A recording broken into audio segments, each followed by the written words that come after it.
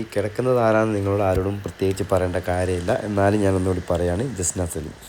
ഈ കിടക്കുന്നത് എന്താണെന്ന് വെച്ചാൽ കൊയിലാണ്ടി സൂപ്പർ സ്പെഷ്യാലിറ്റി ഹോസ്പിറ്റലിൽ വെച്ച് അവിടുത്തെ ഒരു നേഴ്സ് ഇഞ്ചക്ഷൻ മാറിക്കുത്തിയതിന് ശേഷം അവളുടെ കാല് ബൾജായാലും കൂടി വീങ്ങി ഒരു എന്താ പറയുക മന്ത് പിടിച്ച ആൾക്കാരുടെ കാല് പോലെയെല്ലാം കൂടി.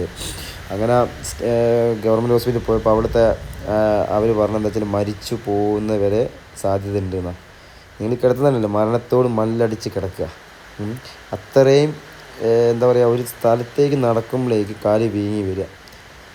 ആ ഒരു എന്താ കൊയിലാണ്ടി ടോളിൻ്റെ അടുത്തുള്ള സൂപ്പർ സ്പെഷ്യാലിറ്റി ഹോസ്പിറ്റലിലെ നേഴ്സ്, ആ ഒരു നേഴ്സ് കാരണം ഇവളെ ഈ അനുഭവിക്കുന്ന വേദനയും കാര്യങ്ങളും ഇതിൻ്റെ പേരിൽ സ്റ്റേഷനിൽ, അതായത് കൊയിലാണ്ടി പോലീസ് സ്റ്റേഷനിൽ കംപ്ലൈൻറ്റ് കൊടുത്തിട്ട് അവിടെയുള്ള അവർ വരെ ഈ പോളി ക്ലിനിക്കിലുള്ള സ്ഥാപനത്തിനോട് മാത്രം കൂറും കാര്യങ്ങളും കാണിക്കാൻ നമുക്കൊരു വേണ്ട നടപടിയോ നീതിയും കാര്യങ്ങളൊന്നും തരുന്നില്ല.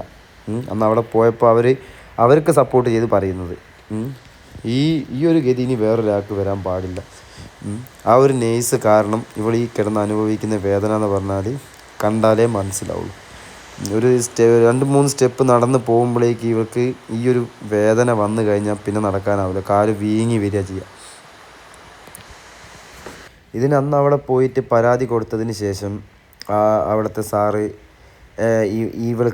ഇവൾക്ക് ഹോസ്പിറ്റലിൽ ചിലവാകുന്ന, അതായത് ട്രീറ്റ്മെൻറ്റിന് ചിലവാകുന്ന എല്ലാവിധ ചിലവും കാര്യങ്ങളും സൂപ്പർ സ്പെഷ്യാലിറ്റി ഹോസ്പിറ്റൽ, കൊയിലാണ്ടിയിലെ സൂപ്പർ സ്പെഷ്യാലിറ്റി ഹോസ്പിറ്റലിലെ അവർ ചിലവഴിക്കണം എന്നാണ് പറഞ്ഞത്. അതിനുശേഷം അഗ്രിമെൻറ്റും കാര്യങ്ങളൊക്കെ ചെയ്തിട്ടാണ് അവിടെ നിന്ന് വിട്ടതും.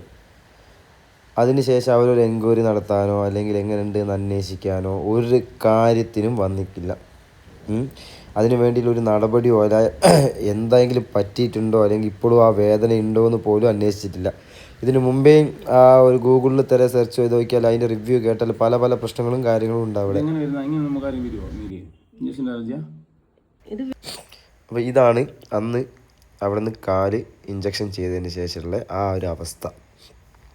നിങ്ങൾ തന്നെ കണ്ടാൽ അറിയാം ആ ഒരു കാലിൻ്റെ വീക്കവും കാര്യങ്ങളൊക്കെ. അപ്പം അത്രത്തോളം ആ ഒരു നേഴ്സിനോട് ചെയ്യരുത് ഇതാക്കരുത് എന്നൊക്കെ പറഞ്ഞ് ആ ഒരു കാര്യം ചെയ്ത് കാലിങ്ങനെ ആക്കി വെച്ച് ആ നേഴ്സിനോടൊക്കെ എന്തെന്നാ പറയേണ്ടത്.